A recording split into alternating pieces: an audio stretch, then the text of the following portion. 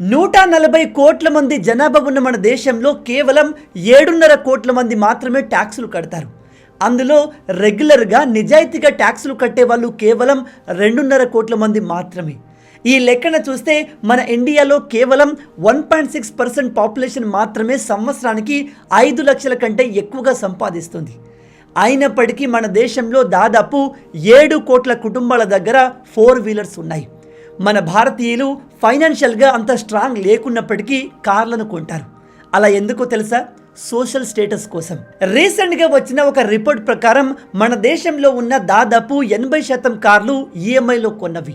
And ఇంకో shocking విషయం ఏమిటంటే మన దేశంలో కొత్త కార్లు కొనే కస్టమర్లు కార్ ప్రైస్లో 90% లోన్ తీసుకుంటారు. అంటే ఒక కార్ వాల్యూ 10 లక్షలు అయితే కస్టమర్ కేవలం ₹1,00,000 మాత్రమే డౌన్ పేమెంట్ కట్టి 9 లక్షలకు లోన్ తీసుకుంటాడు. ఇది చాలా పెద్ద ప్రాబ్లం. ఇంకో విషయం ఏమిటంటే మన ఇండియాలో చాలా మట్టుకు ఫ్యామిలీస్ వాళ్ళ అవసరాలకు తగిన చిన్న కార్ని కాకుండా 10 మంది చూసి జలస్ ఫీల్ అయ్యేలాగా పెద్ద కార్ కొనాలి అనుకుంటారు. సమాజంలో వాళ్ళకంటూ ఒక గౌరవం ఉండాలని చెప్పి వాళ్ళ అవసరానికి మించిన పెద్ద కారును కొనే ప్రయత్నం చేస్తారు. అలా అవసరం లేని కారును కొని చాలా మంది అప్పుల పాలవుతున్నారు. ఇక్కడ ఇంకో ఇంట్రెస్టింగ్ విషయం ఏమిటంటే వీళ్ళు అప్పు లేదా లోన్ తీసుకొని కార్లు కొంటారు, కానీ దాన్ని ఎక్కువగా యూజ్ చేయరు. మీరు గమనించండి, కారు ఉన్న ఫ్యామిలీలో వాళ్ళకు 2 వీలర్స్ కూడా ఉంటాయి. ఆఫీస్, షాపింగ్, ఇతర అవసరాలకు వాళ్ళు ఈ 2 వీలర్స్ని వాడతారు. కానీ ఎంతో అప్పు చేసి కొన్న కార్ని మాత్రం పార్కింగ్లో అలాగే పెట్టేస్తారు. కేవలం ఏదైనా పెళ్ళికి, పండగలకు వెళ్ళినప్పుడు మాత్రమే కార్ను ఉపయోగిస్తారు. మిగతా టైం అంతా ఆ కార్ అలాగే ఖాళీగా పార్కింగ్లో పడి ఉంటుంది. Centre for science and environment చేసిన స్టడీలో తెలిసింది ఏమిటంటే మన భారతీయులు తమ కార్లను 95% పార్క్ చేసి ఉంచుతారు. కేవలం 5% మాత్రమే డ్రైవ్ చేస్తారు. అంటే ఉదాహరణకి సంవత్సరంలో 8,360 గంటలు ఉంటే కేవలం 400 గంటలు మాత్రమే డ్రైవ్ చేస్తారు. ఇంకో రిపోర్ట్ ప్రకారం దాదాపు 20% కార్ ఓనర్లు టైంకి ఈఎంఐలు కట్టని కారణంగా తమ కార్లను కోల్పోయారు. అంటే ఫైనాన్స్ కంపెనీలు ఆ కార్లను తిరిగి లాక్కున్నాయి. అలాగే దాదాపు 40% కార్ ఓనర్లు టైంకి ఈఎంఐ కట్టడానికి అనేక ఇబ్బందులు పడుతున్నారు. మనలో చాలా మంది కేవలం 10 మందికి చూపడానికి, సమాజంలో మనకంటూ ఒక గౌరవాన్ని మెయింటైన్ చేయడానికి మాత్రమే లక్షల్లో అప్పు చేసి కారు కొని ఇంట్లో పెట్టుకొని నెల నెల ఇంట్రెస్ట్లు, ఈఎంఐలు కడుతున్నారు. మీరు ఇలాగే చేస్తుంటే లాంగ్ టర్మ్లో దీనివల్ల మీకు ఫైనాన్షియల్గా చాలా లాస్ ఉంటుంది. అదే ఒకవేళ మీ కార్ అలా ఖాళీగా పార్కింగ్లో పడి ఉండకుండా నెల నెల డబ్బులు సంపాదిస్తే ఎలా ఉంటుంది? నేను ఇక్కడ లాంగ్ డ్రైవ్ కార్స్ గురించి మాట్లాడుతున్నాను. ఈ లాంగ్ డ్రైవ్ కార్స్ అనేది సెల్ఫ్ డ్రైవ్ కార్ రెంటల్ సర్వీస్ని అందిస్తుంది. ఇక్కడ మీ కార్ని కంప్లీట్గా వాళ్ళకు ఇచ్చేయాల్సిన అవసరం కూడా లేదు. మీ కార్ మీ ఇంటి వద్దే ఉంటుంది. రెంట్ తీసుకునే వాళ్ళు మీ కార్ని తీసుకెళ్ళి తిరిగి మీ ఇంటికి తీసుకొచ్చేస్తారు. ఇలా మీరు మీ కార్ ద్వారా నెలకు 10 నుంచి 50 వేల వరకు సంపాదించవచ్చు. మీ సంపాదన అనేది మీ కార్ మోడల్ పైన, అలాగే ఎంత సమయం మీ కార్ యాక్టివ్ ఉందనే విషయం పైన డిపెండ్ అయి ఉంటుంది. ఉదాహరణకి ఇన్నోవా క్రిస్టా 2020 ఎబోవ్ మోడల్తో నెలకు 50,000 రూపాయలు, ఫార్చ్యూనర్తో నెలకు 1,00,000 వరకు సంపాదించవచ్చు. ఈ అమౌంట్ మీకు బుకింగ్ జరిగినా జరగకపోయినా వస్తుంది. ఇప్పుడు మనం ఈ లాంగ్ డ్రైవ్ కార్స్లో మన వెహికల్ని ఎలా అటాచ్ చేయాలి, మనకు కావాల్సిన క్వాలిఫికేషన్ ఏంటో చూద్దాం. First of all, long drive cars వాళ్ళు కేవలం ఎబో 2014 మోడల్స్ ఓనర్ ప్లేట్ వెహికల్స్ని మాత్రమే తీసుకుంటారు. అండ్ మీ వెహికల్కి సంబంధించిన అన్ని పేపర్స్ మీ దగ్గర ఉండాలి. ముఖ్యంగా ఆర్సీ అండ్ 0 డెప్ ఇన్సూరెన్స్ ఉండాలి. ఈ క్వాలిఫికేషన్స్ ఉంటే మీరు మీ ఏ కార్నైనా లాంగ్ డ్రైవ్ కార్స్తో అటాచ్ చేయవచ్చు. ఇప్పుడు మనం ఇలా స్టూడియోలో కూర్చొని మాట్లాడకుండా డైరెక్ట్గా లాంగ్ డ్రైవ్ కార్స్ ఆఫీస్కి వెళ్ళి అక్కడ కార్స్ అటాచ్మెంట్ ప్రాసెస్ ఎలా జరుగుతుంది, అక్కడికి వచ్చిన కార్ ఓనర్లు ఏం చెప్తున్నారు, ఆల్రెడీ ఈ కంపెనీలో కార్స్ పెట్టి డబ్బులు సంపాదించే వాళ్ళు ఏం చెప్తున్నారో డీటెయిల్గా తెలుసుకుందాం. Let's go.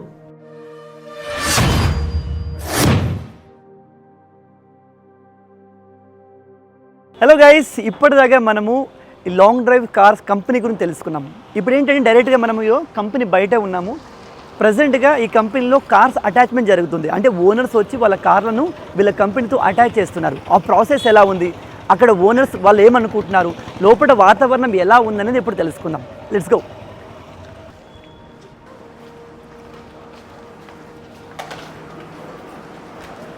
So guys, presently ground ఫ్లోర్లో ఉన్నాము. చాలామంది ఓనర్స్ వచ్చారు వాళ్ళ కార్లను అటాచ్ చేయడానికి. వాళ్ళతో కూడా మాట్లాడే ప్రయత్నం చేద్దాం. కమాన్.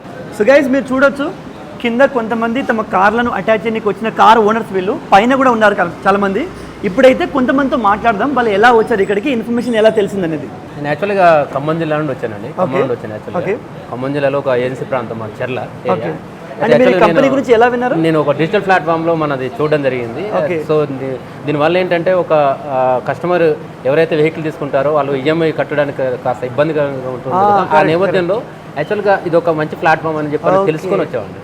అంటే చాలా మంది కార్లు కొనుక్కొని ఇంటి కిందే పెట్టుకుంటారు పక్కన, అంటే వాళ్ళు ఎక్కువగా యూజ్ చేయరు కదా, అలాంటి వాళ్ళు ఇందులో పెట్టుకుంటే బెనిఫిట్ అనుకుంటున్నాను. అవునండి, ఇవాళ ఒక మధ్యతరగతికి కొనుక్కున్నారు ఒక కారు కొనాలని చెప్పిన ఒక లిమిట్ యాజ్ K10 అన్నారు. యాక్చువల్గా K10 అది ఆ వెహికల్ కూడా ఒక 16,000 రూపాయలు ఈఎంఐ కట్టుకోలేని పరిస్థితి ఉంది.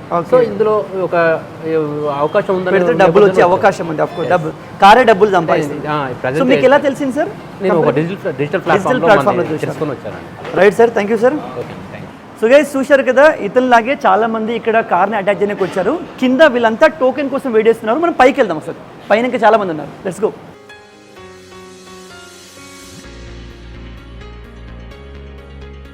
సో గైస్ ఫస్ట్ ఫ్లోర్కి వచ్చాము. మీరు ఇక్కడ చూసుకున్నట్టయితే చెప్పులు బయట వదిలి వెళ్ళాలి. రైట్.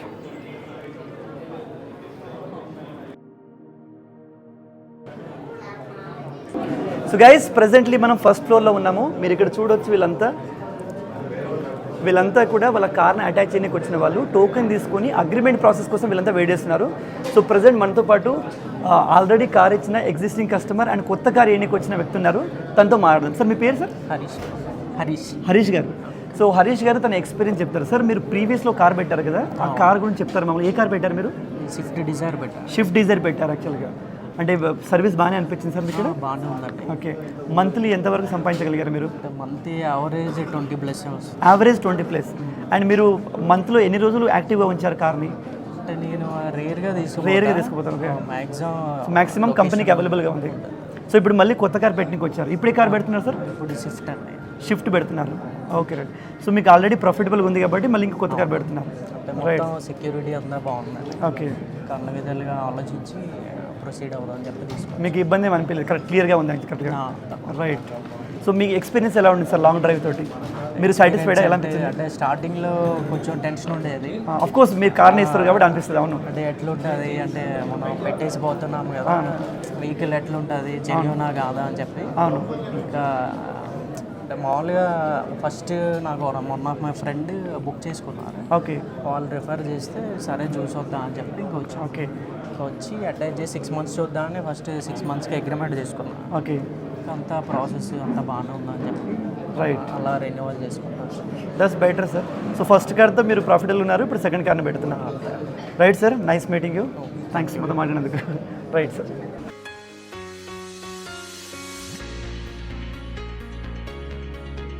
సో గైస్ ప్రెజెంట్గా మనం ఇదిగో సెకండ్ ఫ్లోర్కి వచ్చాము. కింద మీరు చూశారు కదా, వాళ్ళంతా టోకెన్స్ తీసుకొని ఈ అగ్రిమెంట్ ప్రాసెస్ కోసం వెయిట్ చేస్తున్నారు. ఇక్కడ మీరు చూస్తే ఇక్కడ మొత్తం కంప్లీట్గా అగ్రిమెంట్ ప్రాసెస్ అవుతుంది. అగ్రిమెంట్ ఏంటంటే ఓనర్కి and long drive car company మధ్య అగ్రిమెంట్ ఉంటుంది. ఆ అగ్రిమెంట్ సంబంధించిన డీటెయిల్స్ ఇక్కడ జరుగుతాయి. కంప్లీట్గా ప్రొసీజర్ అనమాట.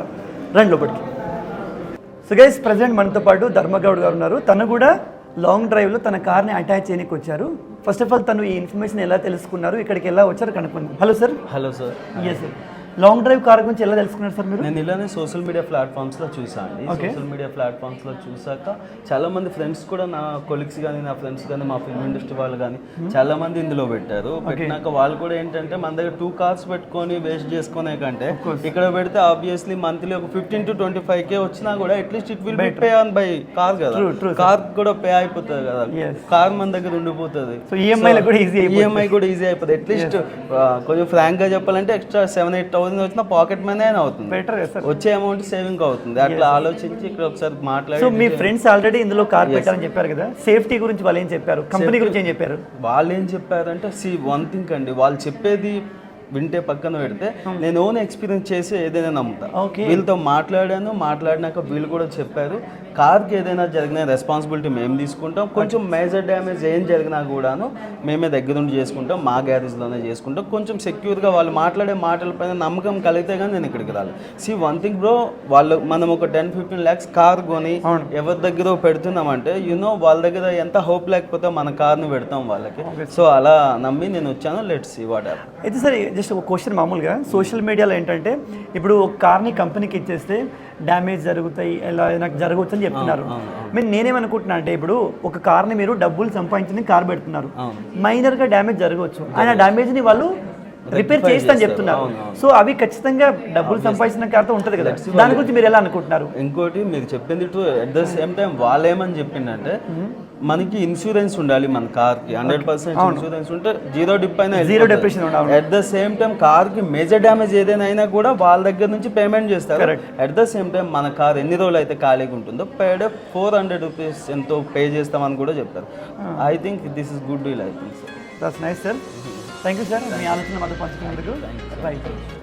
సో గైస్, ప్రజెంట్లీ మనతో పాటు మన లాంగ్ డ్రైవ్ కార్స్లో తమ కార్ని అటాచ్ చేయడానికి కపుల్సే వచ్చారు. అంటే వాళ్ళకి కారు ఉందన్నమాట, వీళ్ళు ఓనర్స్. వాళ్ళు ఇక్కడికి ఎలా వచ్చారు, ఏమి ఎక్స్పెక్ట్ చేసి వచ్చారో వాళ్ళతో మాట్లాడి తెలుసుకుందాం. Hello sir. సో మీరు లాంగ్ డ్రైవ్ కార్స్ గురించి ఎలా తెలుసుకున్నారు సార్? ఫేస్బుక్లో యాడ్ చూసారా? రైట్. సో మీరు ఏ కార్ పెట్టబోతున్నారు ఇప్పుడు ఇక్కడికి? షిఫ్ట్ అండి, మారుతి షిఫ్ట్. ఎప్పటి నుంచి వాడుతున్నారు సార్ దాన్ని మీరు? మేము 4 years 4 years నుంచి వాడుతున్నారు. సో మీరు ఈ కంపెనీలో కార్ పెట్టాలని ఎందుకు అనుకుంటున్నారు? ఏమైనా వస్తుంది కదా అని. అంటే డబ్బులు సంపాదిస్తుందని చెప్పి? అట్లేం లేదు, ఇంట్లో కారు ఖాళీగానే ఉంటుంది కదా. ఓకే. ఏమన్నా మేము ఒకేషనల్లీ మ్యారేజ్ ఫంక్షన్స్కి ఎక్కువ తీస్తాం, ఫ్యామిలీ మెంబర్స్ పోతేనే కార్ తీస్తాం అనమాట. అది ఉంటే ఎందుకు చూద్దాం, ఒకసారి ట్రై చేద్దాము, ఏందో డీటెయిల్స్ కనుక్కుందామని. నాకు తెలిసి సార్కి బైక్ కూడా ఉండొచ్చు. ఉంది మాకు బైక్. మీ కార్ ఉంది, బైక్ ఉంది. ఓకే. సో మీరు ఆఫీస్లకి బైక్ల మీద వెళ్తారు, కార్ ఇంట్లో ఖాళీగా ఉంటుంది. సో కార్ ఖాళీగా ఉండడం ఎందుకు, అది ఇంత డబ్బులు సంపాదిస్తే బెటర్ అండి. Right sir. అంటే ఇంతకు ముందు మీకు తెలిసిన వాళ్ళు ఎవరైనా ఇందులో కార్స్ ఇచ్చారా, లేదా మీరే ముందు వచ్చారా? లేదండి, మేమే. మీ సర్కిల్ ఎవరు? మీరు. సో మీరు కనుక్కున్నారా మరి? మామూలుగా టోకెన్ తీసుకుని వెయిట్ చేస్తున్నారు మీరు.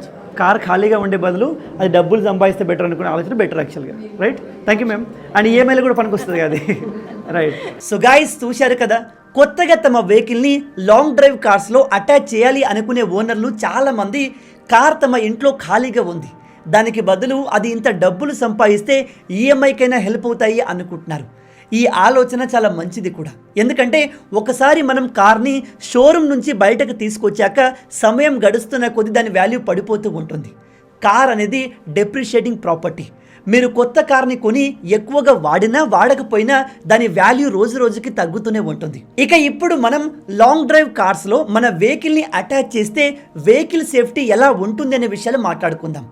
మీరు ఈ కంపెనీలో కార్ని అటాచ్ చేసేటప్పుడు మీకు అంటే కార్ ఓనర్కి అండ్ కంపెనీకి మధ్య ఒక అగ్రిమెంట్ జరుగుతుంది. అందులో అన్ని విషయాలు డీటెయిల్గా మెన్షన్ చేసి ఉంటాయి.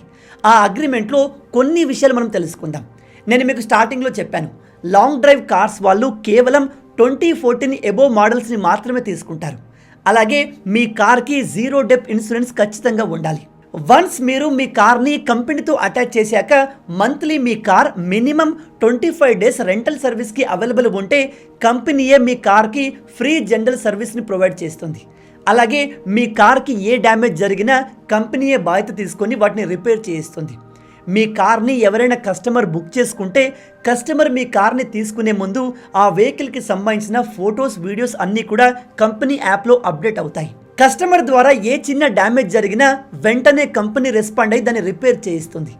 ఈ లాంగ్ డ్రైవ్ కార్స్లో నాకు నచ్చిన ఫీచర్ ఏమిటంటే మీరు మీ కార్ని ఇందులో అటాచ్ చేయడానికి మీ కంప్లీట్ కార్ని వాళ్ళకు ఇచ్చేయాల్సిన అవసరం లేదు.